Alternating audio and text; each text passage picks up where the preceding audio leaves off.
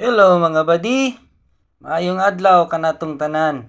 So ani ata karon aron ipakita ang among simpleng setup lang sa DA64V. Ordinary lang ni siya mga badi.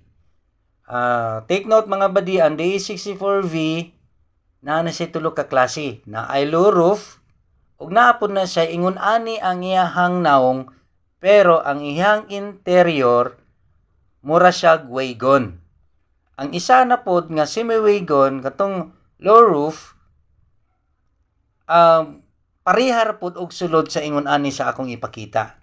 Mo ni karon mga badi, pakita nako sa inyo nga pag simple setup, ordinary setup lang ni sa mga badi. Original pag yun na ang iyang ceiling, ang iyang upholstery, seat cover, mao paghihapon ang iyang original. So na ni siya car stereo mga badi, butangan na nako ni car stereo, tapos iyang mating original, tanan kita lang ninyo nga ginalimpyuhan na lang po namo daan aron dili na pud magmahay ang mga buyer. Ati under chassis ni mga badi amo nang gipaayos, kompleto na ni mga badi, mga suga wala na kay although knockdown or unsa lang imong kuhaon sa mua, kompleto gid na mga badi. So mo na yun akong ginaingon ordinary kay ang iha mga tail lights na sa ubos. So karon ipakita nako kung unsa pud ni siya ka spacious nga unit. Di ba? Makita ninyo karon kung ikaw mo negosyante, makita ninyo kung ingon ani ang dapat ninyong kuhaon nga mga unit para sa negosyo. Kaya kini siya makasulod man ni siya mga bugasan, pwede man niya siya makakarga man ni siya mga bugas o uban pa. So mo ni siya ang straight seats kung ginaingon. Ma-fold na siya mga body, plain kaayo na siya.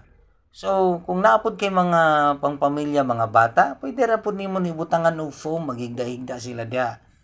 At the same time, pwede na pud ninyo siya buhaton og camper van. So, kung maglakaw mo, ato sa mga beaches, o mag-picnic man mo, gamit kaayon ni siya mga body. Actually, pag naa kay extension seat ani, dagan siya mga 8 to 9 maximum ana ang iyahang capacity sa tao nga makasakay. Kining ordinary mga badi akong ipakita sa inyo is mo ni siya ang riser window. So kaling-kaling o kana po na siya headlight adjustment. So iyaha pag ni original pag ni wala mila ang gibag-o, gipinturahan lang namo ang iyang door pad. Makita po nimo non-turbo ni mga badi. So naa ni say matic turbo na po siya manual turbo. Pero kini siya non-turbo ni siya dual sensor na. So nakita ninyo karon akong itudlo diha karon nga mao na ang mga sensor nga kanang isa, ang ikaduha kadtong didto sa kilid. So lampas sa iyahang intake exhaust manifold niya o kataliktik. So mga badi,